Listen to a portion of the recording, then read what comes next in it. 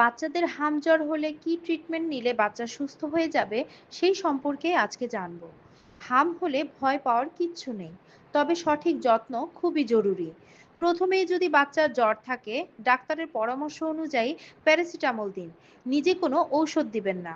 হামের ক্ষেত্রে vitamin A খুবই গুরুত্বপূর্ণ। এটি শিশু শরীরকে শক্তিশালী করে তোলে এবং জটিলতা কমায়। তাই অবশ্যই ডাক্তারের পরামর্শ নিন। শিশুকে বেশি বেশি পানি, স্যুপ, ডাবের পানি বা বুকের দুধ খাওয়ান। এতে শরীর দুর্বল হবে না। বাচ্চাকে সম্পূর্ণ বিশ্রামে রাখুন এবং অন্য বাচ্চাদের থেকে আলাদা রাখুন, কারণ হাম খুবই দ্রুত ছড়ায়। চোখের সমস্যা হলে হালকা অন্ধকারে রাখুন এবং পরিষ্কার কাপড় দিয়ে চোখ মুছুন।